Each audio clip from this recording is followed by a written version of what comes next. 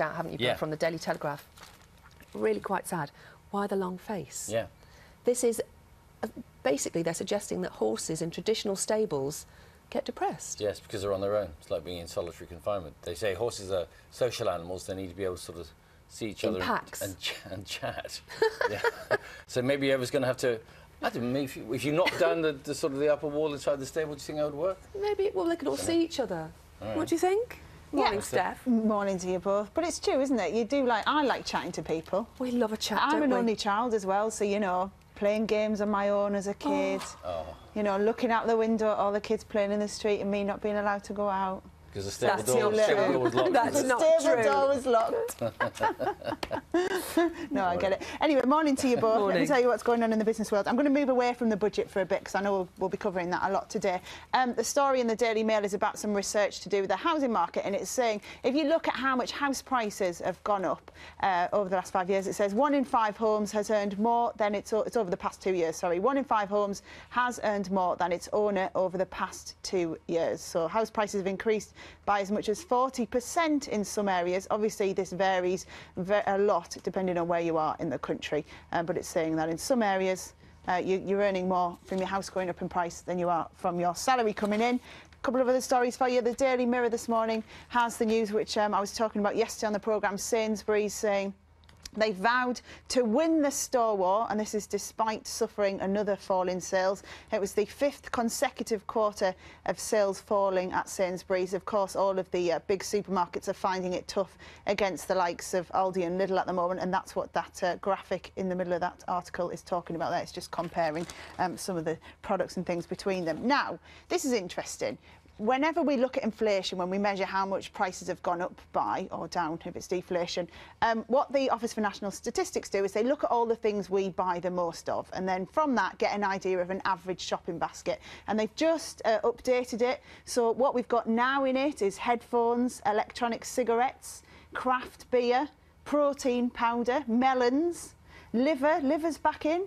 God, it must be a long time since that's been in. Game consoles, and the things that are out: yoghurt drinks, sat-navs, foreign exchange commissions, because apparently we use our bank cards instead of money exchange services, and lilies. Lilies are out, but carnations are in. No, out of fashion.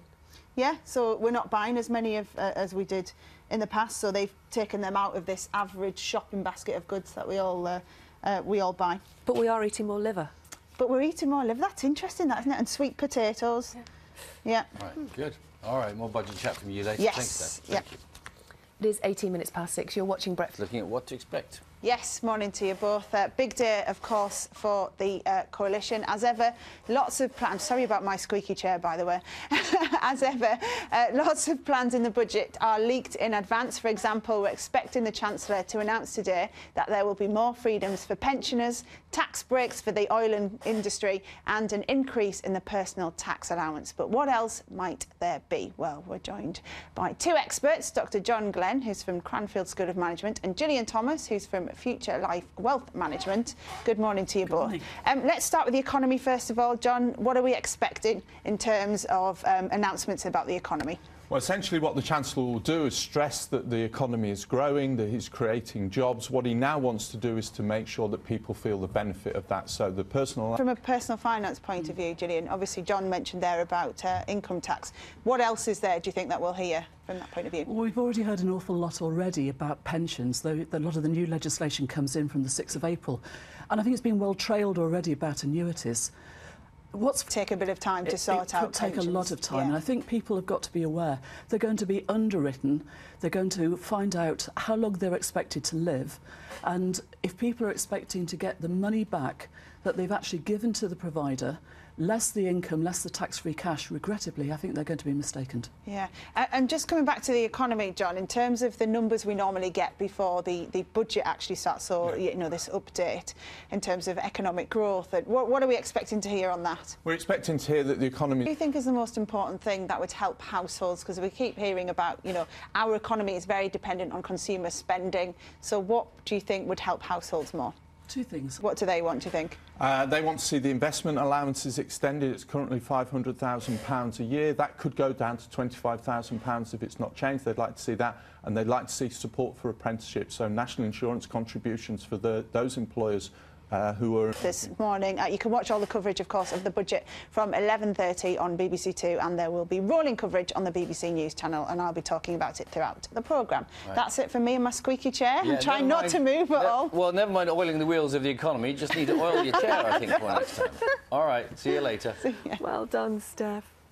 Well, the budget might be getting us thinking about the cost of a tank of fuel or a pint of beer. But 70 years ago, as the Second World War came to an end, rationing meant the task of making ends meet was a daily challenge. The restrictions covered clothes, of course, as well as food, and an exhibition at the Imperial War Museum tells the story of how people managed to keep them... Will be George Osborne's fifth since the coalition came to power, and it is, of course, his last before the election. He took up the role of Chancellor with promises to balance the books and boost the economy. Just how well has he managed to do that? Here's Steph. Yeah, morning to you both. It's really interesting when politicians talk about what they've achieved over their term or what the other party, their rivals, haven't achieved. They will often use all the economic indicators that we get, like inflation, house prices, growth. And what I've done is I've looked at, over the last 5 years, what the Chancellor George Osborne said he wanted to achieve with those numbers to see whether he has actually done it or not. So I've used this idea of the breakfast budget bingo card. So have a look at this. When the Chancellor took to the dispatch box 5 years ago, his big aim was to balance the books. So let's see if he scored a full house at his time at number legs 11.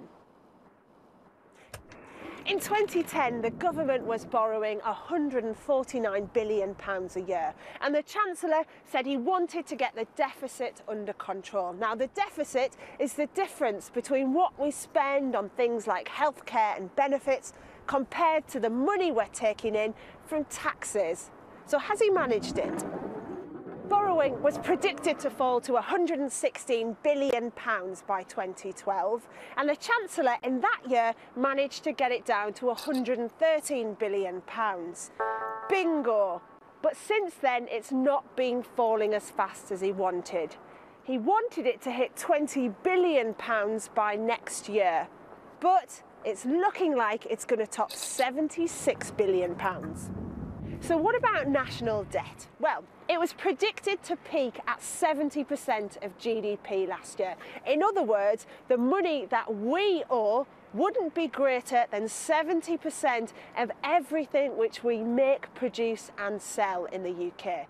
But it is still going up, and it's expected to hit 81% of GDP next year. This means the books still aren't balanced. There's a deficit of £41 billion. So let's have a look at what's worked and what hasn't. Let's start with spending. Back in 2010, the government said it was going to cut public spending by £90 billion by April this year. And it has. Bingo. Then there's growth, predicted to be 2.7% this year. We're not quite there with that one, but we're not far off. But the big winner has been unemployment. That was predicted to be 6.1% this year, and it's actually fallen below that. Bingo. The other thing that George Osborne's been right about is inflation falling. Bingo.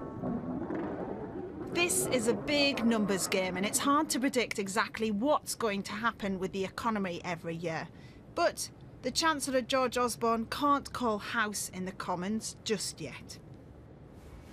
Yes, of course, the budget is something that the government uses to try and get those figures and try and achieve what they want with the economy. So we'll find out a bit later today a bit more detail on how those numbers are changing and indeed whether the government have got any more plans to try and bring down the deficit, which is, of course, one of the biggest problems we have. If you want to watch the budget, though, it will be live on BBC Two from 11:30, and there will be rolling coverage on the news channel. So BBC Two from 11:30 this morning. Yeah, and on the radio and online. Yeah. Wherever you want to be. And you're going to make it all make sense tomorrow?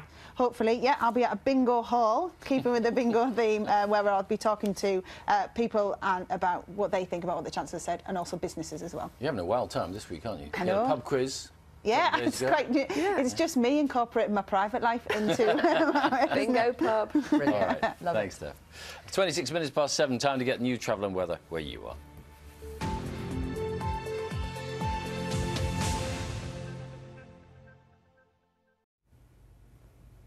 Good morning from BBC London News. I'm Louisa Preston.